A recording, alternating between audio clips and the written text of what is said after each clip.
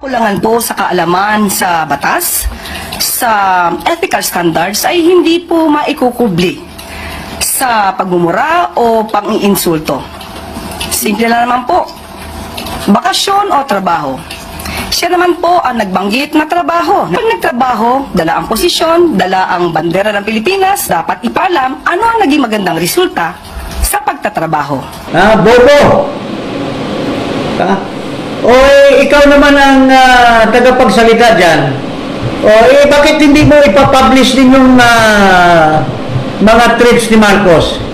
Gusto mo si Vice President ang maglalabas ng kanyang trips at whereabouts at mga kung sino ang gumastos, gobyerno ba o si Marcos nilabas ba? Tinanong siya nung isang media, "Sir, how much did you spend for your trip?" I don't know. O bakit ikaw, Lucaret, hindi mo ilabas yung trip ni Marcos? Paring ano masabi mo dyan? Siyempre, basta pagdating sa Malacanang, iba yung para sa goose, iba yung para sa gabi. Hindi nga, humihingi siya sa Vice President. Pero yung tatay niya, na maski hindi official, gastos pa rin sa gobyerno, yung pagpunta niya sa F1 ilang beses, pagpunta niya sa US para mag-negotiate kay Biden, para makubra niya yung mga unexplained wealth nila, pagpunta doon sa Europe, pagpunta kung saan sa Japan, tapos under the guise na nag-represent siya para kumalap ng mga investors. Pero bakit hindi mo ilabas, Claire Castro, yung trip ni Marcos? Bakit hindi mo ilabas yung magkano na gastos? Bakit hindi mo ilabas out of the pledges na sinasabi niyang may pledges siya? How much of the pledges has turned now into a real investment that are able to provide employment, to provide economic gains to the country? Ilabas mo lahat yan. Hindi ka dadak ng dadak na inaano mo si Vice President Sara, pero ano yung sinabi mo? It's good for the goose, but not for the gander. Talagang lukaret itong kumag na ito. 3 taon na dyan yung bossing mo wala pa nga napapakita Tapos 1 trillion daw behind ang mga projects, infrastructure projects under Marcos. Kaya nga sinipa niya yung yung si Putol yung putol ng kamay, na brother-in-law niyang secret advisor nila dyan sa Malacanang, yung Shekwa na secret advisor dyan, yung si Putol sinipa kasi 1 million per housing daw every year. Pero 3 taon na, 12,000 houses pa lang ang na-build. Mabuti nga, nilagay nila itong bata na very promising. Ito si Aliling. Itong undersecretary, ito lang daw gumawa during the time of Putol, yung si Acosar. Yun lang daw si Aliling ang gumagawa ng kabutihan. Well, I would salute to Marcos for putting this promising person Aliling as the new housing secretary. Bata, very competent. But I just hope that yung kanyang kagalingan, kanyang competence will not be hindered by the stupidity of Marcos.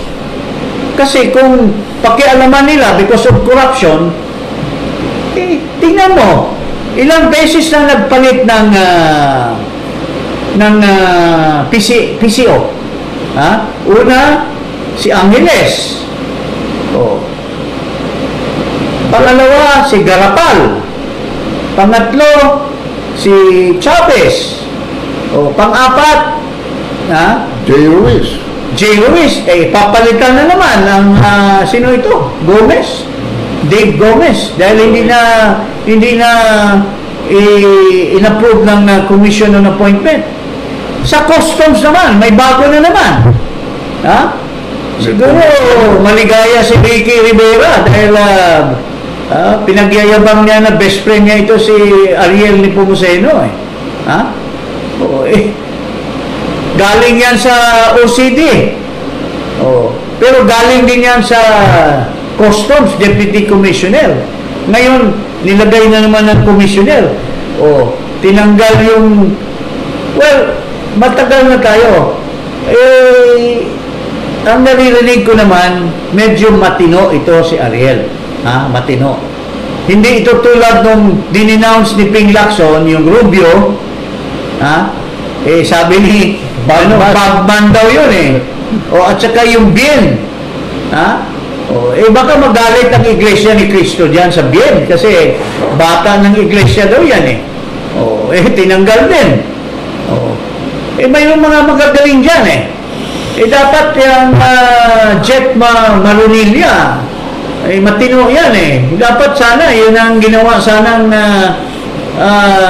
Commissioner of Customs. Pero hindi yata malapit kay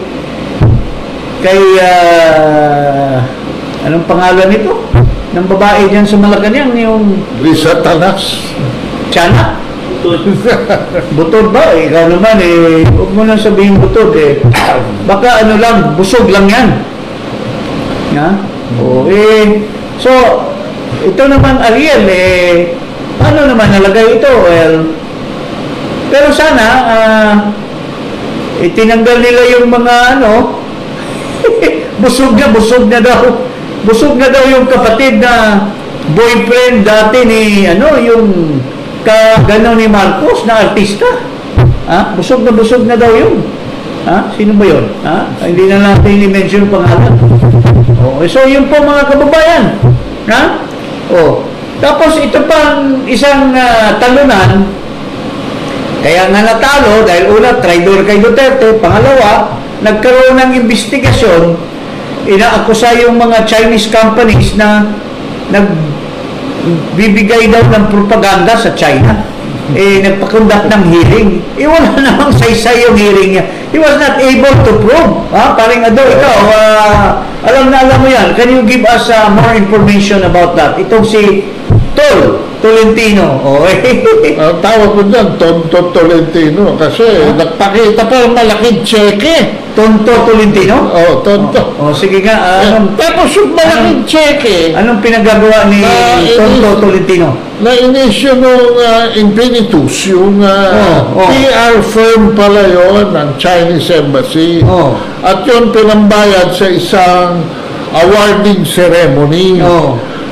Sinasabi niya na ginamit yung pera na yun para raw parang panggasto sa mga bloggers or mga mga internet warriors. Na in-interpret na niya na troll.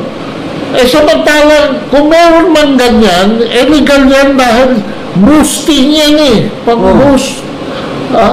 Pero ang katotohanan pala ay they were just legitimate public relations. Inaano lang yung event organizer. Mga ng China. At dahil Chinese, nire-red tag na niya. So, aside from being a traitor to Duterte, hindi siya nakasama sa Pilipilaban. Can you imagine if hindi siya nag-traitor? Baka nanalo siya. Baka number 4 or number 5. Kasi ang laki ng hatak ni Duterte, pero in the early days pa lang, nag-jump ship na. Nag-jump ship na siya. Yung kanyang mga pronouncement, pag may mga tira kay Duterte, hindi mo siya maririnig na to counter. Kaya nabasura. Ngayon, may sanction siya sa China. Mahilig pa naman itong pumunta sa Hong Kong. Ewan ko kung may kasama ba itong babae. Hindi ko alam. Baka lalaki. Kasama lang. Kasama na lalaki? Ikaw naman. Bakit naman nagsama ng lalaki kung pupunta sa Hong Kong? Bodyguard. Ang problema kasi dito kay Tonto Tolentino, nag-sponsor pa siya ng isang batas. At dahil nga doon, pinatawag ako sa TRICOM. Oh. Kasi tinawag ko lang na stupid law. Eh, bakit hindi ko tatawagin stupid law? Ang daming sinaksak doon na contradictory. At, Contradicting each other. Mga provisions. Ginagamit ngayon yun ng mga uniform personnel natin as basis to legitimize their patrolling of illegal areas. Can you imagine, ang Philippine Coast Guard nagpapatrol sa high seas. Labas na ng territorial sea natin, nagpapatrol sila ron. At pagka sila nakasagupa ng Chinese, sila pa galit, na sila ay tinatabol. Pero there are already 78 nautical miles. Saka yung, Sambales. sino yung ilong na ganyan yung ilong na kalaban mo sa Hindi ko taga Coast Guard. Hindi ko naman kalaban yun. Hindi ba? In fact, ginamit ko ng witness yun eh. Pero hindi pinay ng TRICOM yung aking USB. Si Commodore J. Tariela. Commodore ba yan? Oo, Commodore. Pero aral sa Japan at fellow sa US. So, So ako, tinatawag niyang so bayad siya ng mga kalaban ng China. Kaya pala, bawat kilos ng China, siya yung Chinese na ako. dinidenounce siya ang China dahil bata pala siya ng Kano at bata. Imbis na bata siya ng Pilipinas, he's espousing the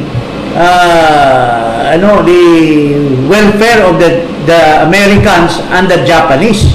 Tsaka may collaborator Kasi siya.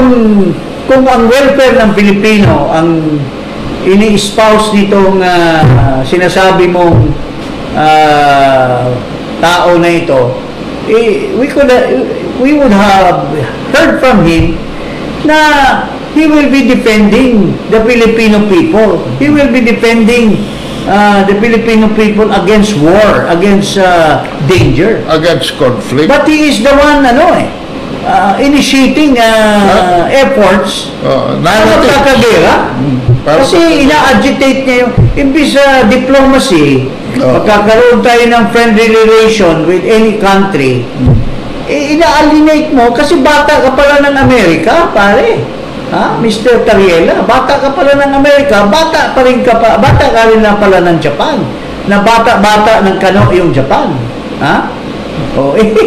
Kaya pala, that explains his very, very strong effort when every step of the way ng mga vessels ng China, i-denounce na niya at ginagawa niya ng istorya na mali-mali. Ito yung mga vloggers. At yan ho ngayon, no? Pero Yung batas na naalala ko, nung isang hearing, wala ka pa, hindi ka pa pinatawag, para siyang batang maliit, nagsusumbong. Ikaw yata yung sinumbong niya di ba? Na saka yung kasama kong eskola. traitor daw kayo, ganyan. Pero nung pinatawag ka, wala naman siya masabi. Ayaw niya akong pagsalitain. Ayaw ka pasalitain? Ang sabi pa na doon sa mga chairman ng TRICOM, huwag na ho natin pagsalitain, baka makumbisi pa tayo niyan. Bakit ako pinatawag ka kung ayaw ninyong basahin kung talaga yung totoo sa arbitral ruling at saka sa UNCLOS? So, hindi niya akalain na ipatawag ka. Ngayon, At hindi akalain sisipot ako. So, ano ngayon? Tamimi siya. Akala mo, magpapile ng kaso sa'yo. Nagpile na ba? Ako nga ulit ng Trinidad na magpapile ng kaso wala Parang yan, parang Hontiveros yan, parang Dilima yan, na magpapile lang ng kaso kay Duterte, ito magpapile ng kaso sa mga vloggers, ito naman si Flatnose magpapile ng kaso sa iyo. Is that typical of the Marcos minions? Pero balik tayo kay Tonto Tolentino. Si Tonton, Isa sa mga didiskusyon namin at inalamin namin sa 20th Senate ay pag-aralang mabuti itong kaguluhan sa loob ng National Maritime Zones Law natin. Dahil kinodify nila ang UNCLOS at kinodify nila ang arbitral ruling. By the way, July na, no? Magka-anniversary na naman arbitral ruling. So, expect the Americans to again drum it up, no? May mga contradiction sa ating national interest. At may mga bagay sila na nilegislate na hindi naman pwede maging subject of legislation kung kinodify nila ang UNCLOS at arbitral ruling. So, we are hoping and we are appealing to whoever will head the Committee on Foreign Relations this time to hear us out, because this is for the good of the country. This is for the good of the AFP. This is for the good of the Coast Guard and all the law enforcement agencies related to our That's good. But sovereignty. with this, but do you think that this guy from the AFP, itong Secretary of National Defense, is doing good for the country? Or he's just doing an alibi, pumunta daw sa isang bansa on the guise na pirma-pirma, pero ano namang saysay ng country na yung pinuntahan niya, ha? Na makakatulong sa atin. Wala naman tayong trade relation, wala namang armas. Bakit anong pinaggagawa nitong na bullshit si Danding Kuangko nito sa tao na ito? Ipakita nga natin ito.